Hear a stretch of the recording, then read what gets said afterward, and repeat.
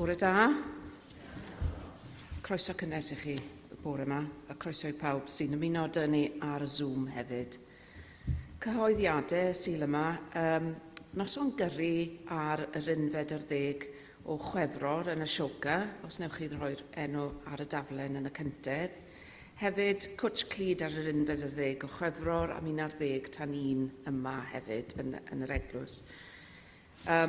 Jyst eich atgoffa fod na holiadur y Tabernacl wedi ddosbarthu a bod ni'n disgwyl cael nhw'n ôl erbyn yr ail ar 20 o Chwefror. Mae'r copïau'r holiadur yn y cyntedd hefyd ac mae yna link ar-lein yn e-bost Dylan.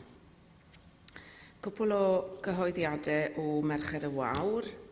Nos Iau Chwefror y 5 am 7. Bydd Merched y Wawr yn cwrdd yn y capel a'r siaradwr gwadd fydd Gwyn Roberts yn sôn am hanes Tryweryn. Hefyd mae Merched y Wawr Bont Fain, mae'n y bore coffi gwyl dewi ar yr 8fed ar 20 o Chwefror, dydd Sadwrn, am hanner awr 10 tan hanner awr 12 yn maes melyn y Bont Fain. Y tocynnen 5 a mae'r elw mynd at ymchwil cancer Cymru, sef elusen cenedlaethol Merched y Wawr leni. Os oes rhywun o diddordeb, anewch chi holi gyda Lyn Gai am docynnau os gwelwch yn dda. Hefyd, mae Janet Heath yn gofyn am help I wneud y te yn ystod yr wythnosau nesaf yma mis Chwefror. So, os ydych chi ar gael I wneud te ar ôl yr Oedfa mis yma, allwch chi weld Janet os gwelwch yn dda. A gwneud y casgliad nawr. Diolch yn fawr.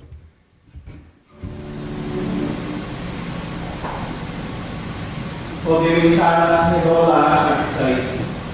Derbyn yr hofio hyn I waith eglwys I. Ti derbyn o'r gwaith ti derbyn yna fydd yn yr un o. Yn ronfawr i'n dod yn enw ac yn ddigan yn hargwyd edrych. Bore da. Hyfryd iawn gael eich cwmni chi. Ac mae'n siŵr o weld ar y sgrin allwch chi ddyfalu o bosib beth ydy yn thema ni ar gyfer heddiw. Ond da ni'n parhau gyda yr ymgyrch y 5 peth personol, lle rydyn ni am y ddeufis nesaf yn edrych ar fwyd yn benodol.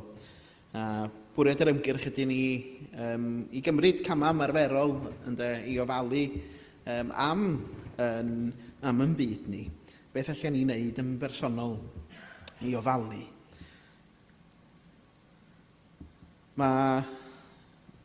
Rydyn ni wrth gwrs yn dod at fwrdd y cymyn lle mae bara yn ganolog i'r cymundeb.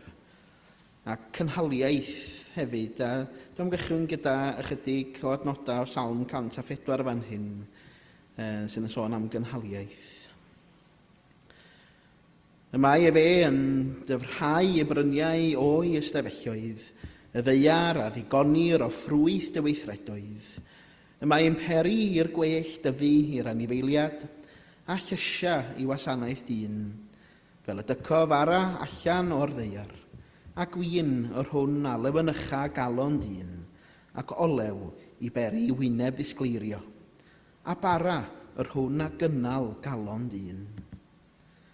Prenau yr arglwydd sydd lawn sygn, cedrwydd Libanus yr rhai a blanodd fe, lle yn ytha'r adar, y ffynidwydd yw tŷ Ciconia. Y mae mynyddoedd uchel sydd noddfa i'r geifr, a'r creigiau i'r cwminod. Fe a wnaeth y lleiad I amserau nodedig, yr hael a edwyn ei fachlidiad. Gwneud y wyllwch a nos fydd, yn ddi ar ymlusga pob wystfil coed. Y cenawon llewod ar riant am ysglyfaeth, ac ag eisiant I bwyd gan Dduw.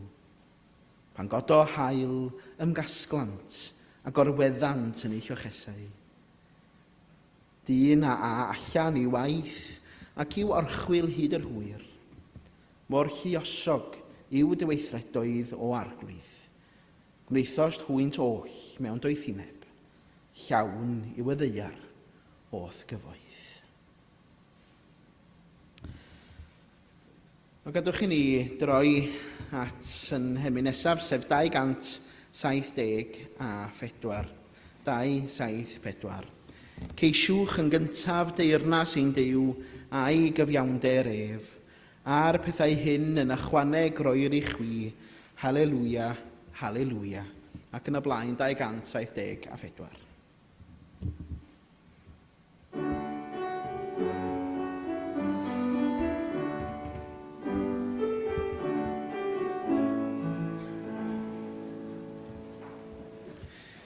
Ceisiwch yn gyntaf deyrnas ein Duw a'i gyfiawnder ef, a'r pethau hyn yn ychwaneg roi'r i chwi.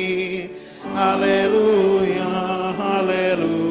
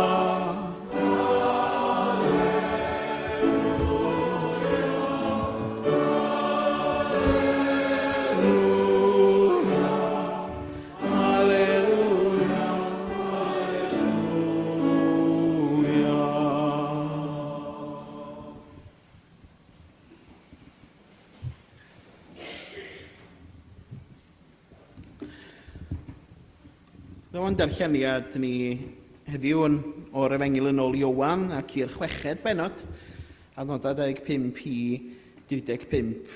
Darlleniad cyfarwydd lle mae Iesu'n datgan ei hun fel y bara'r bywyd. A cyn y darlleniad y penodol yma'r adnodau yma, mae Iesu wrth gwrs newydd fwydo'r 5,000. Ac yna mae'r bobl a gafodd i llenwi wedi i ddilyn ar ôl iddo groesi'r llyn, ac dyna lle da ni'n cychwyn gyda'r adnodau yma. Pan ddeithon nhw o hyd iddo ar ôl croesi'r llyn, dyma nhw'n gofyn iddo, Rabi, pryd ddes di yma? Atebodd Iesu, credwch i fi, da chi'n edrych amdana i, am eich bod wedi bwyta'r torthau a llenwi eich boliau, dim am eich bod wedi deall arwyddocad o wyrdd. Peidiwch ymdrechu i gael y bwyd sydd yn difetha, ond i gael y bwyd sy'n para i fywyd tragwyddol. Fi, mab y dyn, sy'n rhoi'r bwyd hwnnw i chi. Mae Duw y Tad wedi dangos fod sel i fendith arnau. Felly dyma nhw'n gofyn iddo, beth ddylan ni wneud? Beth mae Duw yn ei ofyn gyno ni? Atebodd Iesu, dyma beth mae Duw am eich i wneud, credu yno fi, yr un mae wedi anfon. Ac felly dyma nhw'n gofyn iddo, felly gwna wyrth, fydd yn arwydd clir i ni o pwy wyt ti. Byddwn ni'n credu yno ti wedyn, beth wneud i? Cafodd ein hynafiaid y manna i'w fwyta yn yr anialwch. Mae'n dweud yn yr ysgrifau sanctaidd, rhoddodd fara o'r nefoedd iddyn nhw i fwyta. Atebodd Iesu, credwch chi fi, wnaeth Moses ddim rhoi bara o'r nefoedd i chi. Ond mae fy nhad yn rhoi bara o'r nefoedd i chi yn nawr, y bara go iawn. Bara Duw ydy'r un sy'n dod i lawr o'r nefoedd ac yn rhoi bywyd i'r byd. Syr, meddan nhw, rho'r bara hwnnw i ni o hyn ymlaen. Yna dyma Iesu'n datgan, fi ydy'r bara sy'n rhoi bywyd. Fydd pwy bynnag ddaw atai ddim yn llwgu, a fydd pwy bynnag sydd yn credu yno fi ddim yn sychedu. Bendith Duw ar y darllian a'r gwrando ar yn cyfar ni bore yma. Gydwch chi ni warhau drwy ganu rhif 854, 854. Yn gymaint i ti gofio un o'r rhain a rhannu'n hael dy grystyn gyda'r tlawd, a chynnig llaw i'r gwan oedd gynt ar lawr a'i arddel ef yn gyfaill ac yn frawd. Fe gwneithos do i'r un sy'n arglwydd nef, a phrofi wneu o'r un ei fendi thef. Ac yn y blaen, 854.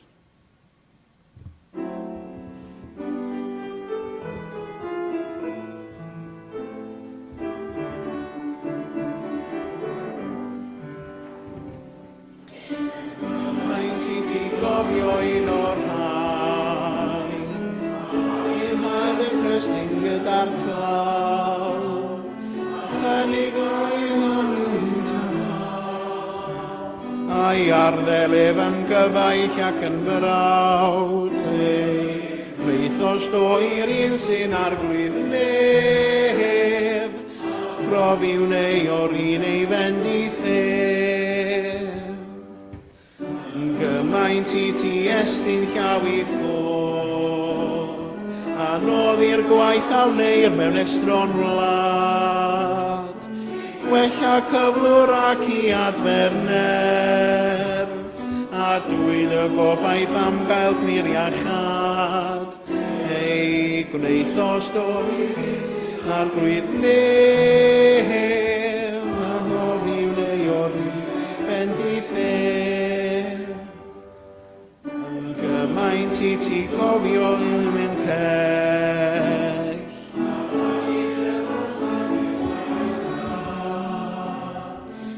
o'i rannu'r cysur sydd yn sôn am un sy'n cariad ac yn dad. Ei gwneithos do i'r un sy'n arglwydd nef, o'n i'n ei fendi thef.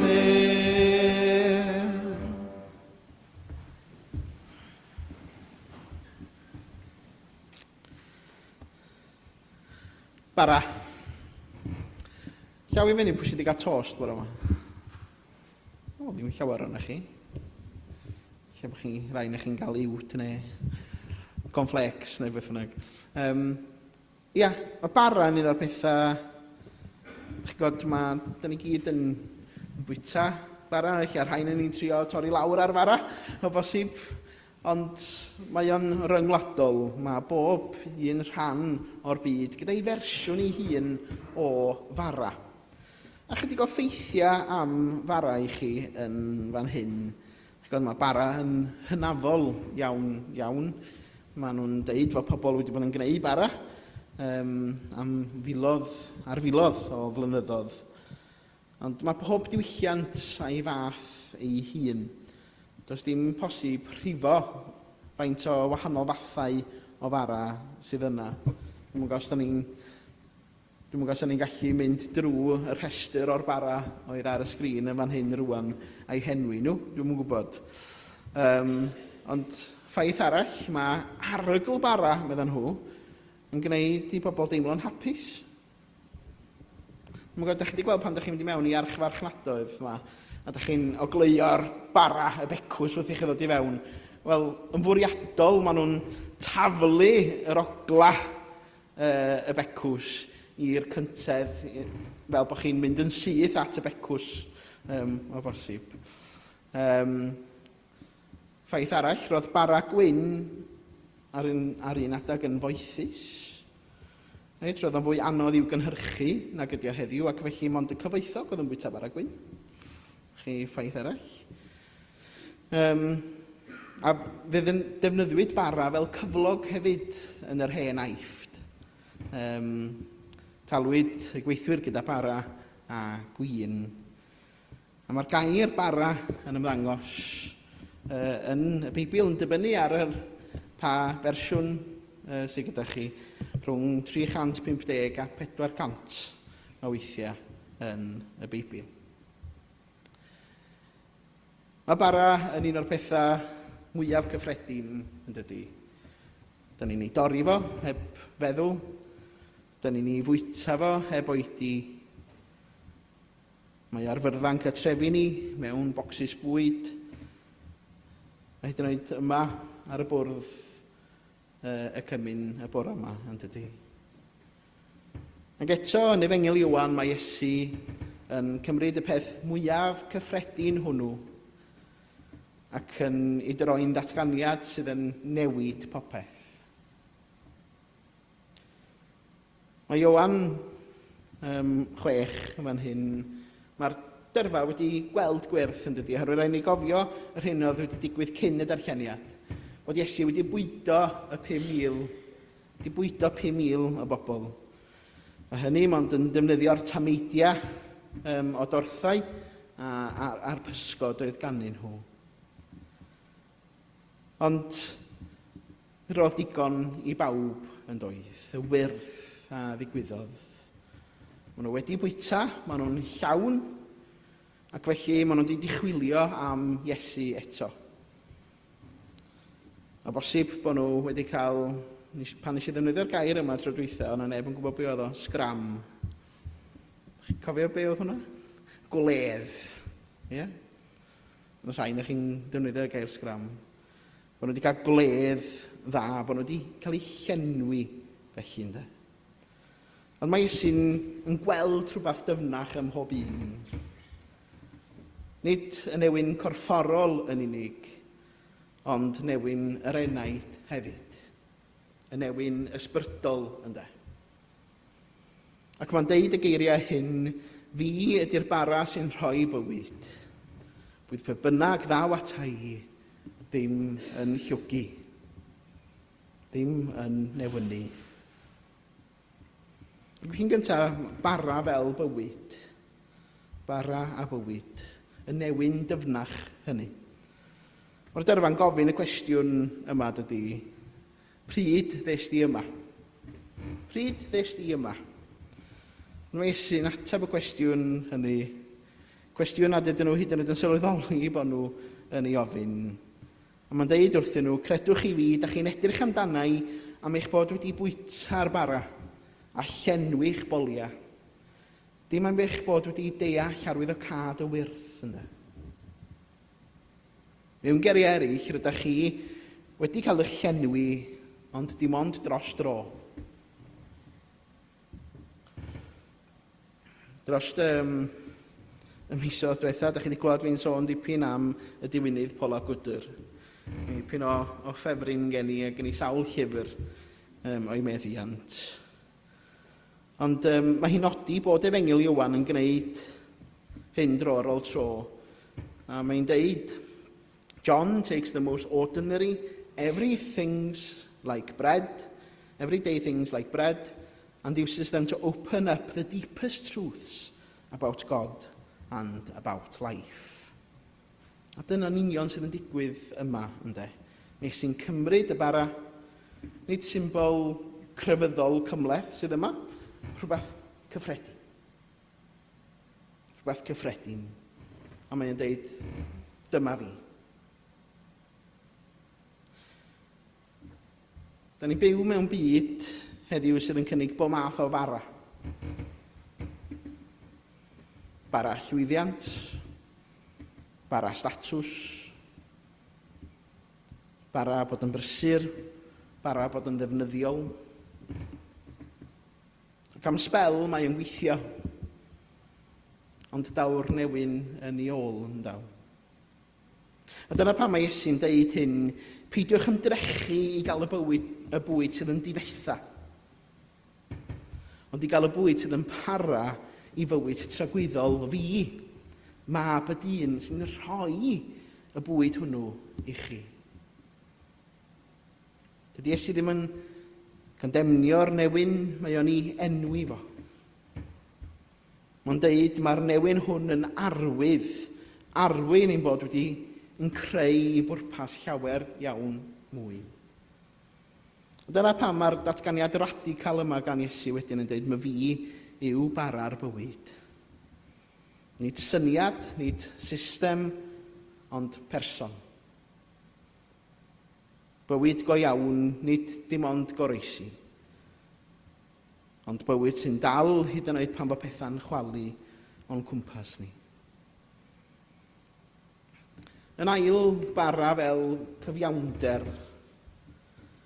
Bara i'r byd. Mae'r dyrfa yn cofio'r stori hynafol yna, dydy, maen nhw'n deud, wel, nath Moses roi bara o'r nefoedd i ni, manna o'r nefoedd i ni. Gathen ni fwyta hwnna yn yr anialwch, medden nhw. A mae'n deud yn yr ysgrifau sanctaidd, medden nhw, rhoddodd fara o'r nefoedd iddyn nhw i fwyta. Ac mae Iesu'n ei cywiro nhw yn fanna. Credwch chi fi, naeth Moses ddim rhoi'r bara yma i chi, ond fy nhad, mae fy nhad rwan yn rhoi'r bara i chi, ynde. Yr eiliad yma yn rhoi'r bara i chi. Y bara go iawn. Gyda mae yn ehangu ar ei weinidogaeth. Bara Duw ydy'r un sy'n dod i lawr o'r nefoedd ac yn rhoi bywyd i'r byd. Nid i rai, nid i'r rhai mae pobl yn teimlo i bod nhw'n deilwng o gael y bara. Nid i'r rhai sydd yn ei heiddi, ond i bawb. Dwi'n cofio ddipyn yn ôl bellach, yn ôl i 2011, ac o'n i'n eisiau allan efo ECWM, Cyngor y Genhadaeth Fyd-eang, a da chi'n gwybod i dde Affrica. Ac o'n i'n gweithio mewn ysgol, o'n i'n gweithio gyda'r eglwys leol, mewn ysgol oedd ganddyn nhw yng nghanol y slums, neu'r informal settlements, oedd nhw'n cael ei alw yn Soweto. Ac mi o'na dega ar ddega o blant yn troi fewn. Ac un o'r pethau cyntaf oedd rhaid i rywun i wneud, roedd y plant yn dod i fewn heb sgidiau. Reit? Roedd yna wydyr ar y llawr ym mhob man, roedd hi'n beryglus.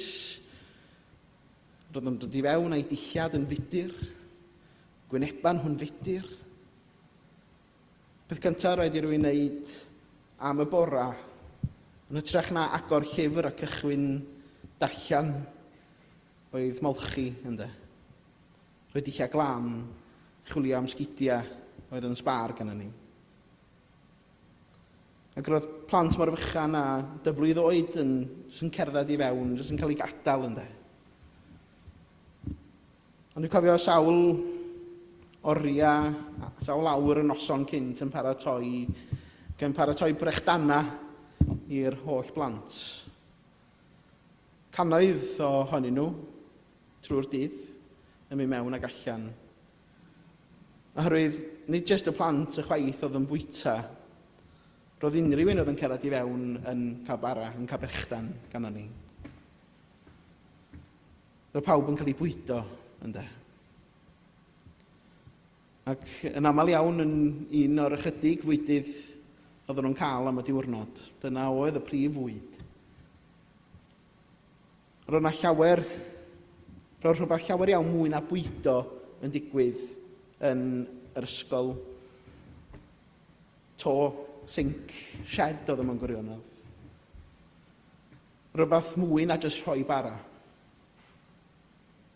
Roedd y weithred oedd yr eglwys yn ei wneud yn y slums yna yn deud, da ni'n eich gweld chi, ynde. Da ni'n eich gweld chi. Ti'n bwysig. Pan mae'r gymuned yn troi'ch cefn yna chi, pan mae'r llywodraeth yn dweud bod chi'n niwsans, da chi'n heiddi urddas yna. A fyddai wastad yn meddwl be ddigwyddodd i'r plant bychan yna o'n i'n chwarae hula hoops efo nhw ar yr iard yna. Be ddigwyddodd i'r rheina? Blynyddoedd wedyn. Mae pawb yn heiddi urddas. Ac yn y deyrnas mae Iesu yn ei gyhoeddi, nid yw bara yn cael ei gyroni, ond yn cael ei rannu. Pan mae Iesu'n bwydo'r dyrfa, diolch yn gofyn cwestiynau. Mae pawb yn cael digon. Ac mae hynny'n her i ni. Os mae Iesu yw bara'r bywyd, ac os ydym ni'n gorff Crist, yna mae cyfiawnder yn dechrau wrth y bwrdd. Pwy sydd heb fara heddiw? Pwy sydd heb leisiau wedi clywed? Pwy sydd wedi cael gwybod yn agorad neu'n dawel a does na'm lle iddyn nhw? Gall ei sicrhau chi bod yna nifer o bobl yn teimlo felly heddiw. Mae Iesu'n yn galw ni nid yn unig i dderbyn y bara, ond i ddod yn bara. Y bara tosturiol, y bara hael, bara sy'n torri ei hun mwyn i eraill cael byw. Ac yna y bara fel perthynas. Dod at Iesu, ynde. Dyma galon geiriau Iesu, ni fydd newyn byth ar y sawl sydd yn dod ata i. Sylwch ar y geiriau hynny, ddaw ata i, ynde. Nid i'r rhai sydd yn deall popeth, nid i'r rhai sydd efo'r atebion i gyd, nid i'r rhai sydd yn gorfod gael ffydd diamau. Dod. Just dod.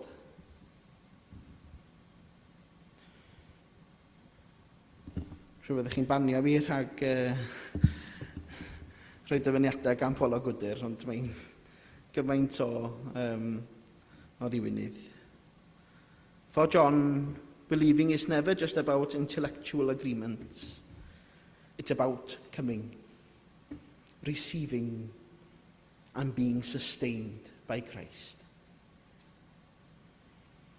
Dyna yw'r ffydd yma ynde. Dod, derbyn, cael yn cynnal. Ac mae'r iaith hon yn arwain i naturiol at fwrdd y cymyn yn dydy. Oherwydd mae bara yn rhywbeth rydyn ni'n ei gymryd, nid yn ei ddadansoddi cyn ei fwyta. Wrth y bwrdd, nid ydyn ni'n profi ein teilyngdod, ond yn derbyn gras. Rydyn ni'n dod am llawenydd, da ni'n dod am galar, da ni'n dod am cwestiynau, da ni'n dod am blinder, ger bron y bwrdd. Ac mae Iesu yn cyfarfod ni yna. Felly, heddiw wrth i ni ddod at fwrdd y cymyn, da ni'n dod i gofio yn unig, ond i gymryd rhan yn dydan. Bara wedi dorri, cwpan wedi rannu, corff wedi roi, a hynny i'r sawl sydd yn newynog, dyma bara. I'r sawl sydd yn flinedig, dyma fywyd. Ac i'r sawl sy'n teimlo nad oes lle iddyn nhw, dyma'r bwrdd. Ac wrth i ni ymestyn ein dwylo, clyw'n eto lais Iesu'n deud, mae fi yw bara'r bywyd. Dewch a bwytewch. Dywch ni weddio.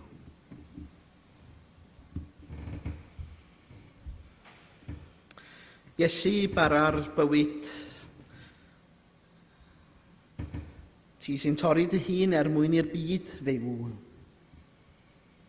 Da ni'n dod ger dy frondi yn newynog, newyn am obaith mewn byd clwyfedig. Newyn am degwch mewn cymdeithas anghyfartal. Newyn am gariad, lle mae gormod yn cael ei hanghofio. Roedd Dyfara yn cynnal ni pan fo bywyd yn gwasgu, pan fo'r corff yn flinedig a'r enaid yn wan. Cofio'r rhai arglwydd sydd yn mynd trwy'r dydd heddiw yn llwglyd. Y rhai sydd yn byw heb ddiogelwch, heb ddŵr glân, heb obaith sicr ar gyfer yr yfory. Rwy'n ni heddiw fara sy'n fwy na bwyd, bara sydd yn adfer, bara sydd yn iachau, bara sydd yn hatgoffa'n bod i gyd yn anwyl yn dolwg di.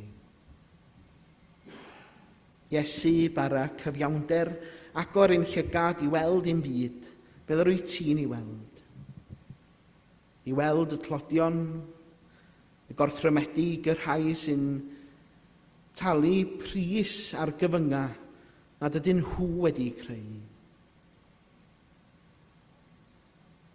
Cofia cymunedau lle mae cymorth Cristnogol yn ei helpu nhw ac yn rhan o'r gymdeithas honno. Y rhai sydd yn brwydro yn erbyn newid hinsawdd a thrais economaidd.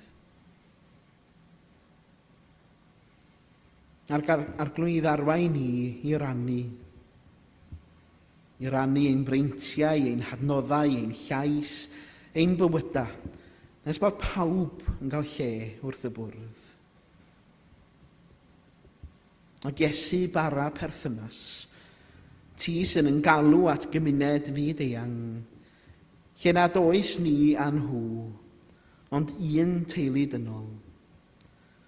Ac wrth dorri'r bara gyda'n gilydd, dysga ni sut i wrando ar leisia y rhai sydd yn ar y cyrion. Dysga ni sut i sefyll mewn undod, sut i garu, nid mewn geiriau'n unig, ond mewn gweithredoedd. A bod Dyfara yn cysylltu a thi, gyda'n gilydd, ac ar byd rwyt ti'n ei garu gymaint. Ac wrth i ni fwyta Dyfara, wedyn ni ddod yn bara i eraill. Bara o obaith, bara o gyfiawnder, bara o fywyd. Arglwydd, clywyn gweddi ni felly arglwydd. Gan am bod ni'n gofyn hyn oll yn enw ac yn heiddiant yn harglwydd Iesu Grist. Ond dysgodd i weddio i ddweud gyda'n gilydd. Ein tad, yr hwn o'r wyt yn y nefoedd, sancteiddio'r denw, neled y deyrnas, rele'r dewychus, nag is yn y nef, felly ar y ddeiar hefyd. Dyroi ni heddiw ein bara benyddiol, a maddau ni ein dyledion. Maddeuwn ni nai ein dyledwyr. Ac yna carwain ni brofedigaeth, i their gwared ni rhag y drwg, canis eiddo ti yw'r deyrnas, a'r nerth, a'r gogoniant, yn oes oesoedd. Amen.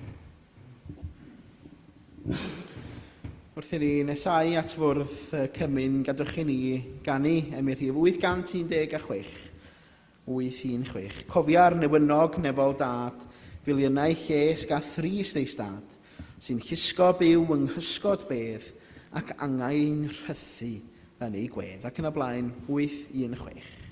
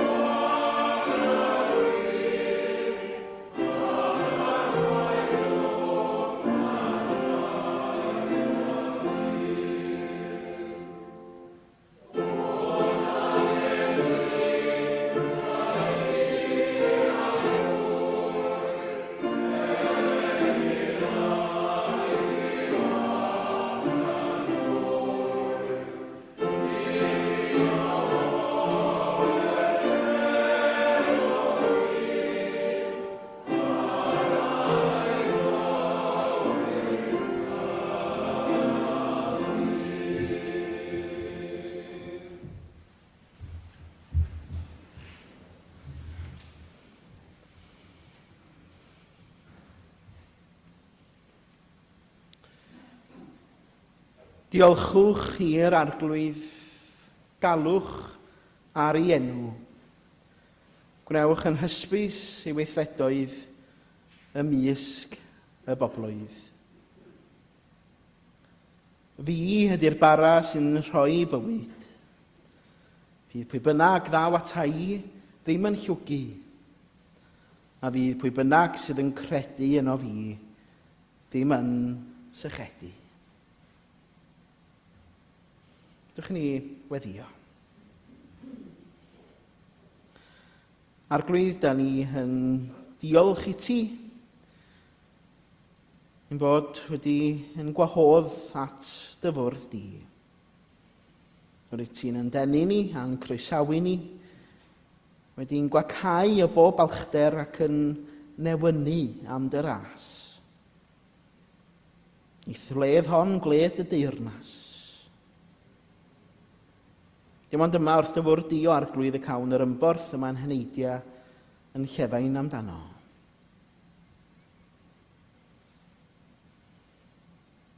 Arglwydd wrth dy fwrdd, da ni'n gweddio dros deulu poen a gofid, poen siom colli iechyd, y rhai sydd yn yr ysbyty, a rhai sydd wedi treulio cyfnod yn yr ysbyty, a rhai sydd ddim yn mwynhau iechyd ar hyn o bryd.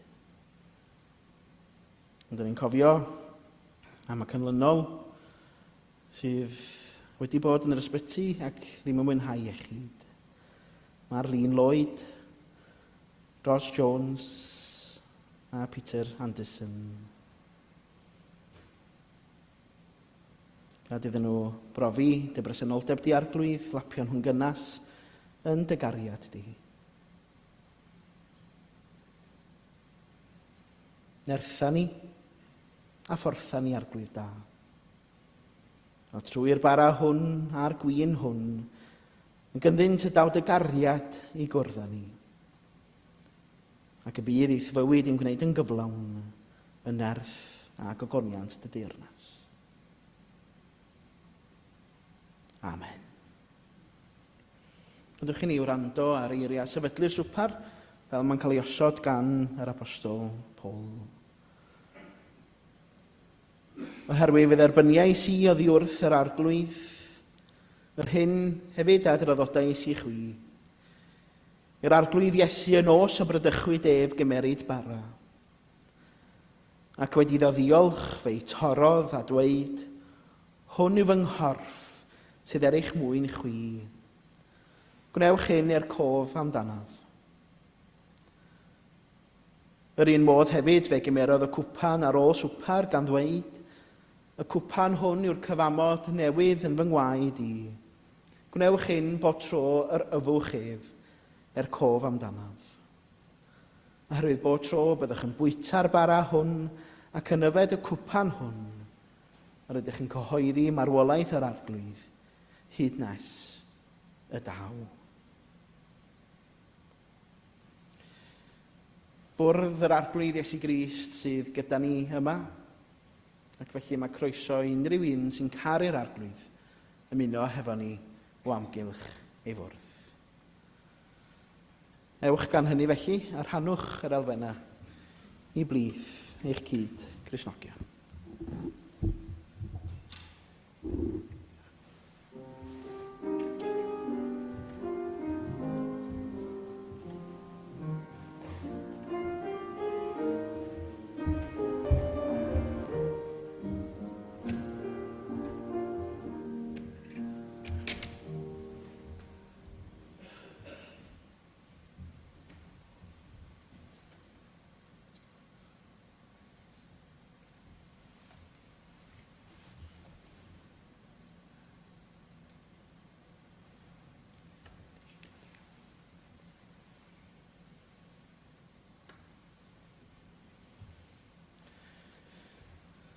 Yr arglwydd Iesu yn os y brydychwyd ef a gymerodd fara. Fe a'i dorodd gan ddeud, hwn yw fy nghorff sy'n cael ei dorri drosto chi. Gadwch chi ni felly fwyta o'r bara er cof amdano.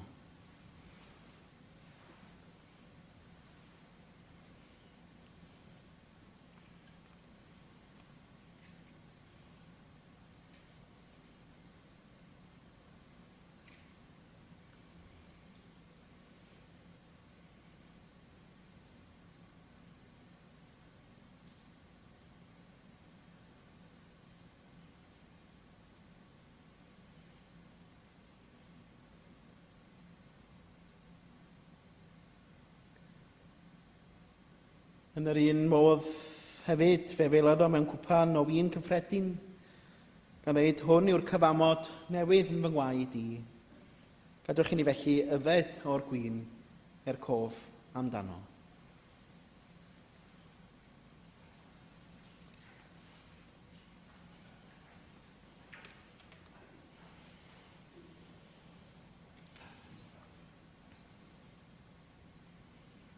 Arglwydd, da ni'n diolch i ti, a mi'n porthi a'n bwydo ni fel aelodau y gorff ysbrydol Crist. Wedi'n cadarnhau yng ngwirionedd yr Efengil, da ni'n gofyn i ti anfon ni allan i fyw yn ôl dewyllus.